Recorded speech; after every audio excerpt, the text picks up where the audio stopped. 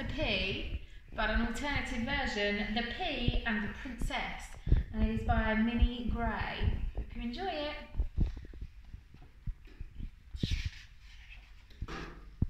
Many years ago, I was born in the palace allotment, among rows of carrot and beetroot and cabbage. I nestled snugly in a velvety pod with my brothers and sisters. I felt a tingle. I knew that somehow I would be important.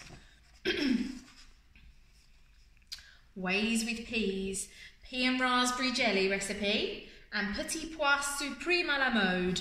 Ingredients. The time came for us to go to the palace kitchen. We were shelled and put in a bowl. We were going to be part of a new recipe. Then suddenly I was picked from the pile. I was put in a little box with soft tissue to protect me from bruising, and I was taken by the Queen. At this point in my story, I'm going to have to give you some background information. Let's start with the Queen. A year earlier, before I even grew on my pea plant, the Queen had been nagging her son. "You are nearly 34 years old, Prince," she said.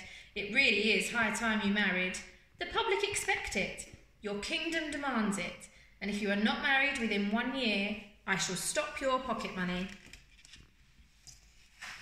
The prince got quite a lot of pocket money, and he really didn't want it to be taken away. "I'll start looking for a bride immediately, mother," he answered. And the search began.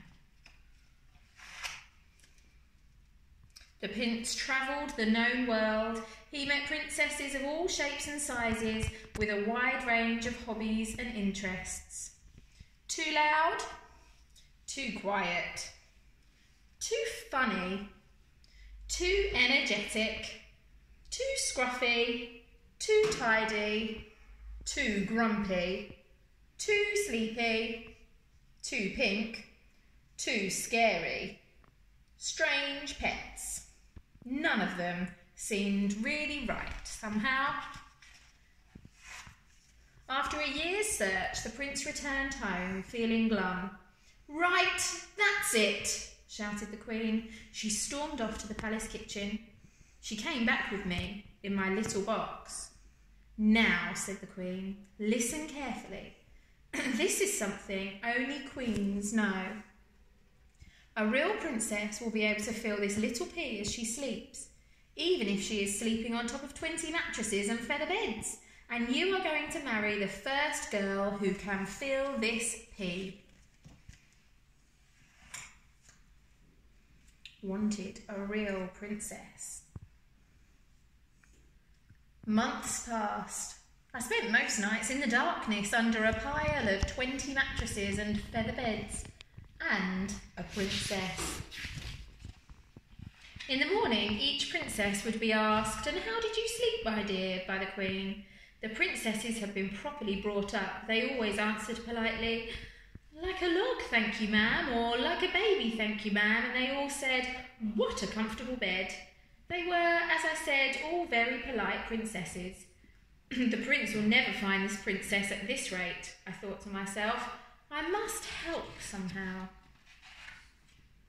One night a furious storm raged. Rain lashed the palace, thunderclaps shook the walls, lightning flashed through the window panes. There was a little knock on the palace door.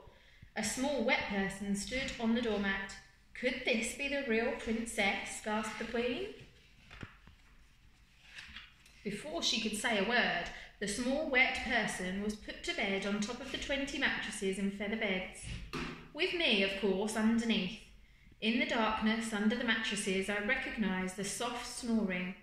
I must help, I thought. I tried jiggling and wriggling. The snoring carried on quietly. I must do something, I thought desperately. I inched my way to the edge and then I started to climb. Slowly I struggled to the top of the towering pile. I softly rolled across the pillow right to the girl's ear. "There is something large and round and very uncomfortable in the bed under you," I whispered. And while she slept, I told her about the large, round, uncomfortable thing for 3 hours. In the morning, the Queen asked the girl how she'd slept. "Oh, it was awful, she sighed.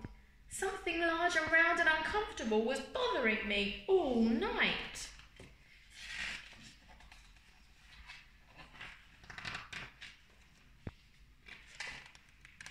The wedding was very grand. The Queen was interested to meet the new princess's family.